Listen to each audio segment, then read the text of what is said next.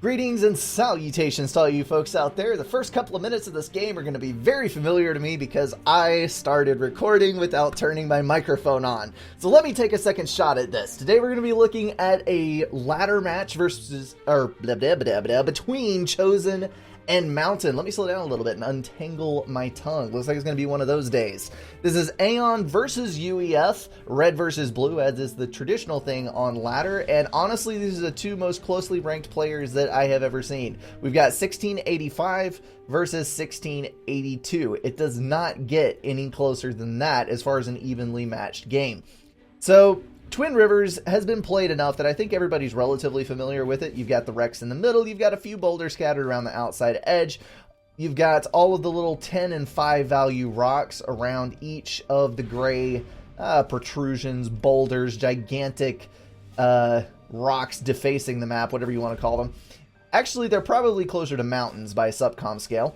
And then you have the two expansions out to the sides, 4 mechs apiece, and you have to have a lot of mobile units. That's one of my biggest failings when I play on Twin Rivers in the 1 versus 1 setting because I don't build enough early factories to expand with. You end up not having enough and getting killed by run-bys, and all of your mechs die, and it's not a good time. Chosen is going first and second land. He's got 7 P-gens going down. No air, at least for the foreseeable future, although I'm sure that he will at some point. You've got to have air. And that's that extra land factory to get you some more units to expand out into the map. Mountain has got 1 land factory down already. He's getting a couple of scouts out, which are getting tangled up with the engineer that is trying to go out and grab the reclaim in the middle. So yay for subcom pathfinding. Mountain is not finishing his queue at the moment, so we'll have to wait and see what factories he lays down, although he does have a lot of engineers out to go ahead and snag some of these mexes. There is a flare headed down the middle from Chosen. It's going to miss that engineer going out for the reclaim, and that is a little unfortunate, but I think he will cross paths with an expansioneer or two down towards the south end of the map. And hey, if you can kill a couple engineers this far away from the base, that is a huge delay on your opponent getting any units over there. That'll slow them down, lower their income, all of that tasty, tasty stuff that you can rub in their face later in the game as you're pummeling them into the dirt. Scout headed across just to see what's going on, and we've got a couple of strikers moving out, early units. Second land for Mountain as well, and then third air factory. So apparently we have discovered the new meta on, it's not new, I'm kidding. The new meta on Twin Rivers. So finishing up the power build there. Actually, a couple of those P-gens were after the land factory, kind of interesting there. And he will be able to get some more units out and cap some more wonderful things. So, interesting things to watch out for. I predict a Harvey Rush, because Harvey Rush is a thing. I predict a T2 Rush, because T2 Rush is kind of necessary to counter the Aurora spam when you have a map like this that's spread out and you get kited and it's just awful to deal with. And yeah, I think that's where I'm going to end. I don't know what else I can tell you besides that. We'll have to see who comes up with the islands and who wins out. So a couple of scouts coming in, not really anything to contest a flare because of course 2 DPS is a huge amount for a scout, snicker, but it's not really too terribly much to knock out a flare with. However, an engineer reclaiming a flare is a fantastic thing. Over here on this side, we do have an Aurora out. It was able to knock out the scout and one of those strikers and is now kiting backwards away from the second striker. And that is the tremendous strength of the Aurora as long as you have intel, and intel is there to be had. Got a couple of scouts out there. Do not forget to mix scouts in with your Auroras because the radar is critical. Also, do not wander into range of said striker, although your twitchiness can let you dodge a couple of shots.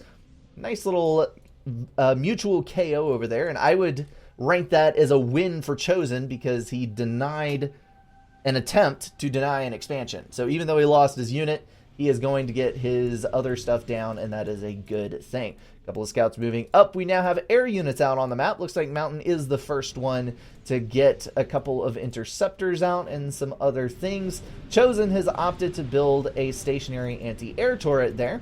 It's kind of a unique choice, but I guess it would greatly inhibit a T1 bomber coming in and killing things in your main base. So you might save your power, but you're going to have a hard time saving your expansions if you don't have any air, because yeah, bombers shred that kind of thing.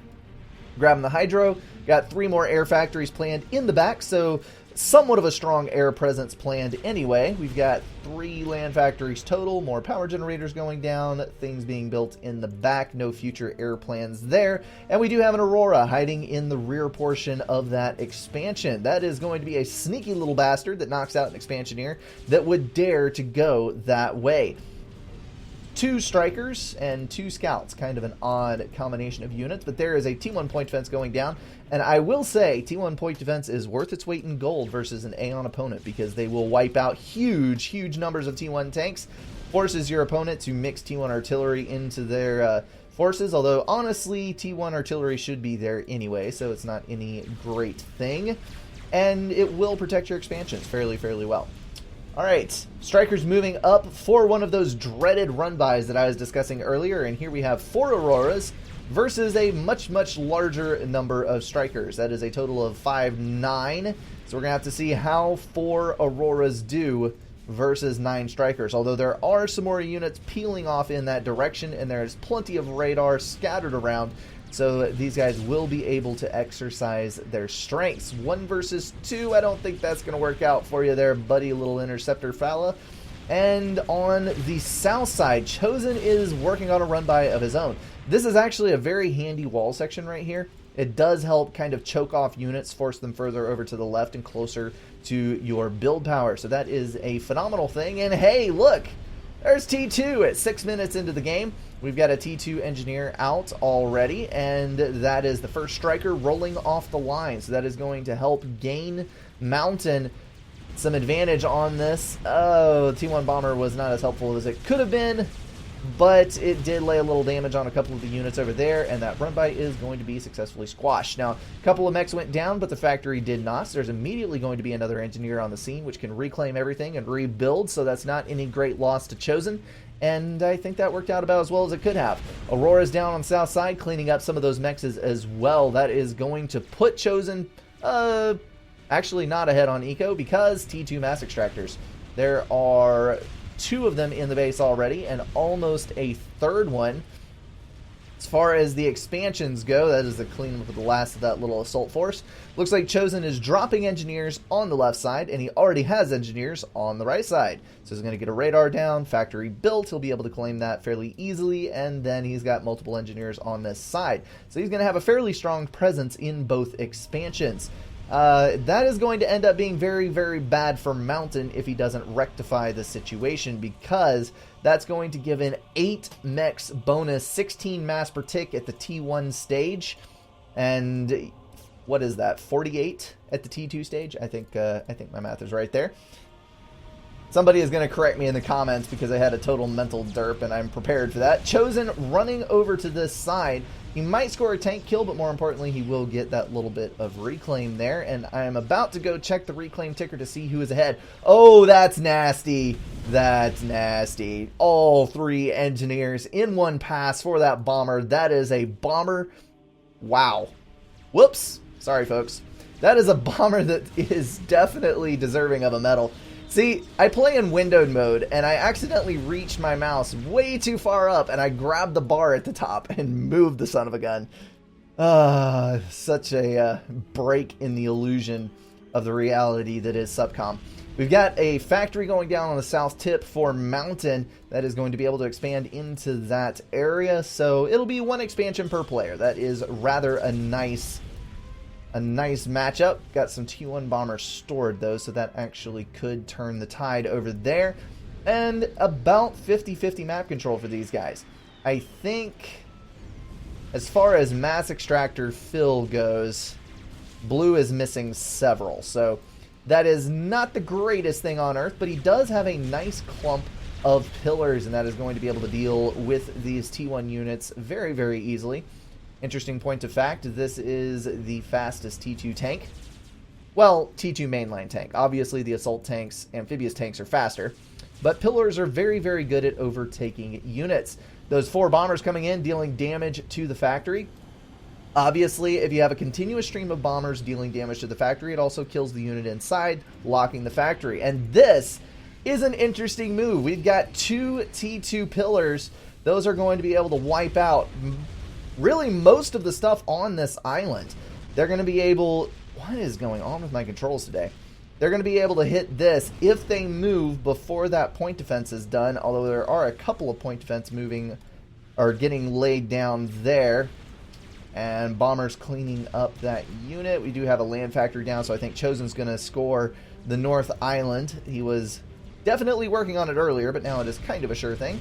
And Pillars arriving just in time. 75% completion on that point fence. They'll be able to knock out everything that is not down here close to this corner. So Chosen might have something to come back from, but it is going to be doubtful. And now we have a large number of T2 tanks colliding with this northern force. Absolutely going to mop the floor with those Auroras. Just enough T1 artillery to knock out that point defense, and then those are going to move in and wipe out the expansion. That is a hero tank right there. He survived for quite a while, killed 2 engineers off, is damping the efforts of Chosen to claim all of that expansion. Overall, doing pretty dang well for itself. Probably going to end up losing a little bit of build power here. The Obsidians have hit the field. That means we've got T2. No, wait, it's T3. Building Harbingers at 12 minutes, and we're seeing a little bit of a drop to the south side. So we're going to have a little raiding party going on there. That one is going to die. Auroras next to a point defense is a recipe for disaster. On this side, the entire island just about has been taken out, except for those 2 little engineers. They're being pesky little buggers and locking down the mass extractors once again. ACU engaging, Chosen landing a couple of overcharges on those T2 units. Still more tanks hitting up on the left side. This is turning into a rather nasty thing for Chosen. He is losing a fair chunk of ecos, falling behind in score. He is 30 mass per tick down at this point, although I do need to look at the reclaim numbers. I failed to do that earlier because I grabbed the window and moved it out of the view screen. Mountain is currently sitting on 3,200 reclaim, which is actually not that much. 7,800 for Chosen, so even though his income is down, he does have more mass to draw on in the reclaim field. Lots of assistance going down on this factory, which is upgrading to T2. And that may mean gunships. I really doubt he's going to try for a mercy snipe, because there is enough of an interceptor force out for Mountain that he would have to get incredibly lucky to get those mercies in on the ACU's head. And lucky there, another pillar drop.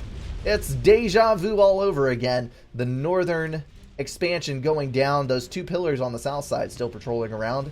8 and 5 kills. They need to get down here before this factory gets finished, because Chosen is about to... I don't understand why he's getting that. He does not deserve to get that island, because there's been 2 pillars around this entire time. But then again, if Mountain is not going to pay enough attention to actually kill said engineers, I guess he does deserve it. Oh, looky there. We've got a couple of units in the back. Unfortunately, oh, they made it. It's a T1 transport. I thought the thing was going to die to those interceptors. Pillars moving around. Got to kill off the build power before they build T1 point defense. The pillars have discovered new buildings on the island. T2 factory was for a T2 transport, which is now going to pull a Harbinger drop.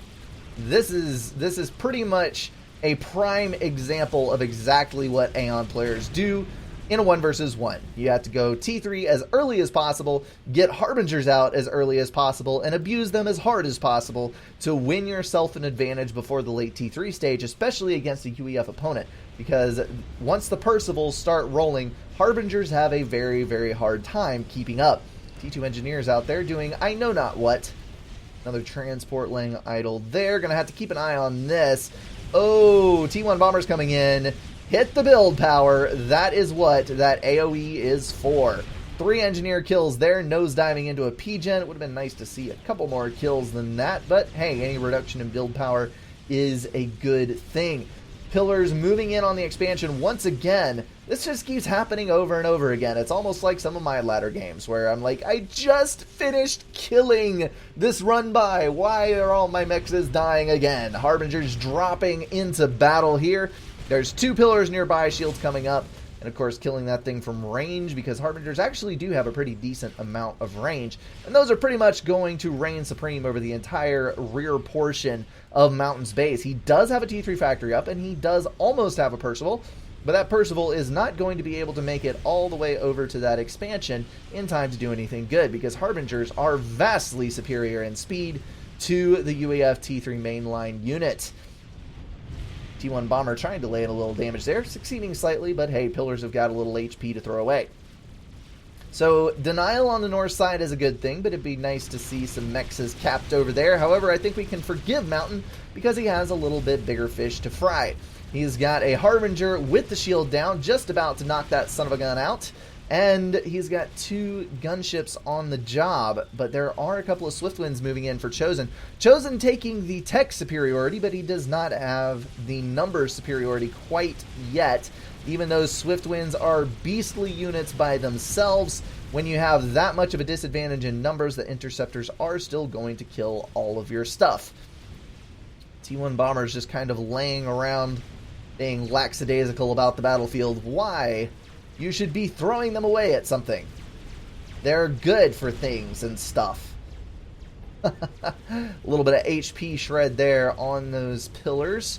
And that was a nice pickup on the drop. Mountain trying to get a couple more units into the rear portion of the base in order to knock out some of that eco. But Chosen is having none of that, using the Swiftwind's superior speed and DPS to knock that transport out of the air. No problem whatsoever.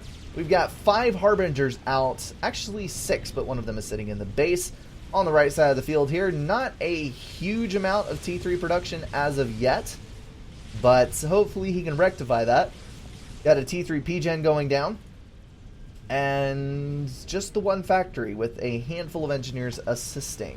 Of course, let's see, he's got 138 mass income on 2,000 power income, so not opting for RAS quite yet. Harbinger flying out to the island, probably deal with those 2 T2 pillars, and then the mountain will be Chosen's. The island, rather. That is not a mountain.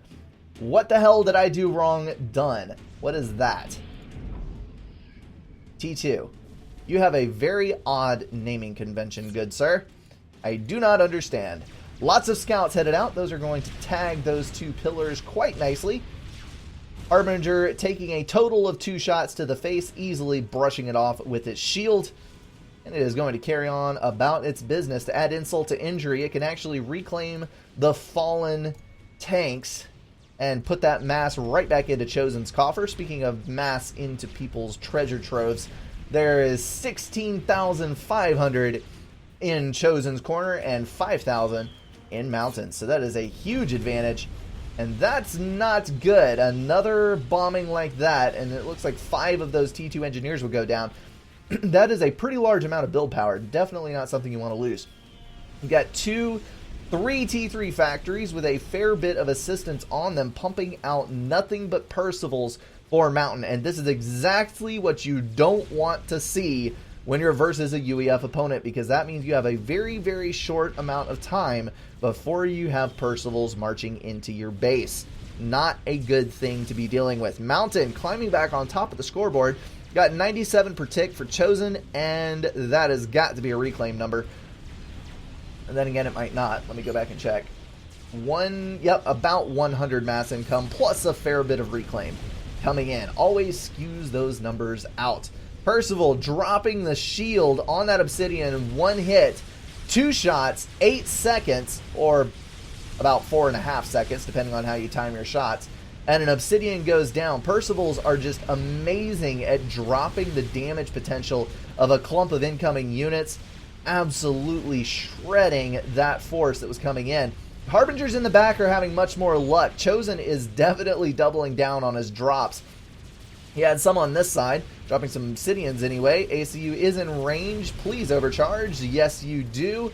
And Harbingers moving out on this side as well. A couple of Percivals still in the base. We're able to deal with those Harbies on the left side. And there is a Percival in the way of these 2 Harbingers. However, 2 versus 1, Harbies put out enough DPS that they can overwhelm a Percival. They do cost a little bit more, so the mass-to-mass equivalency works. However, throw a T2 gunship into the mix, well, the Percival still dies, but I think that Harbinger will not have very long to live.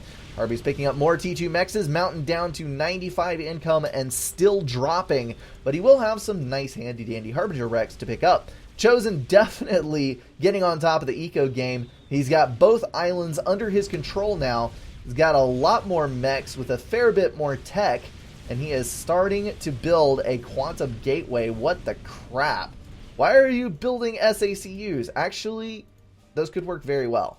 Because Aeon SACUs have incredibly long range with their combat upgrades, and that could be something to use to fight against the Percivals. As long as you engage them far enough away from the base, you can use them like an Aurora. Just kite your way into safety while wiping clean the map from those dreaded Percivals.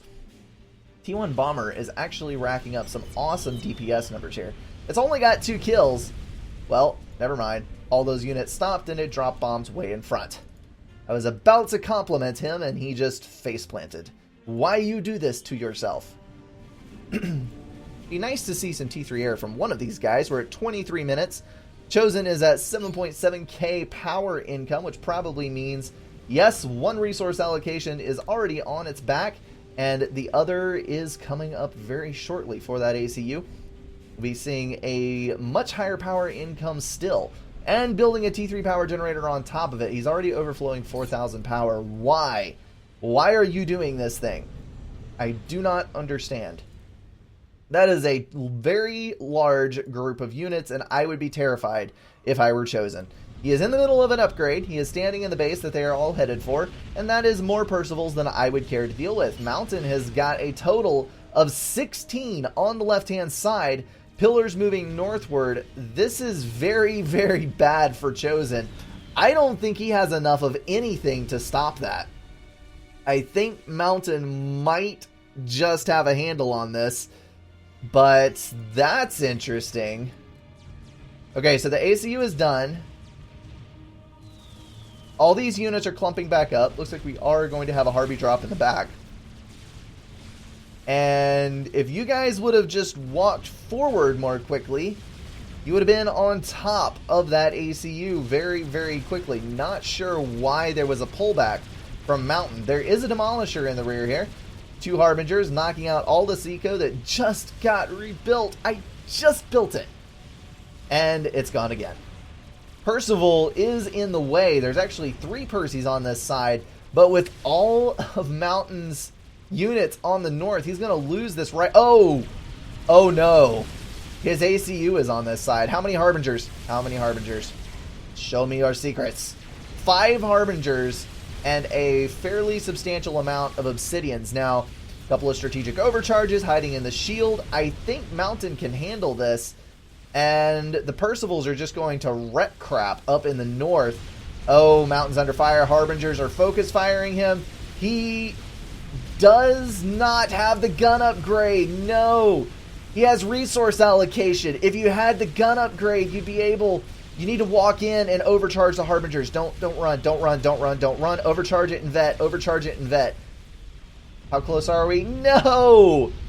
He was so close. So close. Look at this. A horde of Percivals descending upon Chosen, and Chosen has not a dang thing in his base to defend with. This is one of the times where I would like to talk to the players after the game, because I would be interested to know if Chosen knew that he was going to lose because all of those Percivals were coming in, and he chose to go for an ACU kill with the units that he had instead of fighting the force that was coming down on his ACU. He was building T2 point defense. He did have intentions to defend, but I don't know. That would be an interesting question to ask. Chosen has a huge economy, but that's the problem when you're going versus UEF as Aeon. The longer the game goes on, the stronger UEF gets and the weaker Aeon gets. And yes, I know that you can build Galactic Colossuses, but unless you have 2 or 3 of them on the same spot and all of your tractor claws are working together to suck up those Percivals as fast as possible and dispose of them, Percivals are going to be significantly stronger than Galactic Colossus with a mass-to-mass comparison. So UEF is just a bastard to kill once you get this late into the game. Alrighty, folks, that is the 1v1 for today. Hopefully it was quite enjoyable for you guys. I like watching games where you have 2 evenly matched opponents. The rating, the dropping, the back and forth motions, just yo-yoing one way and then the other. It's pretty dang cool to watch, and that was a down-to-the-wire finish. As always, thank you so much for watching, and I'll see you guys in the next one.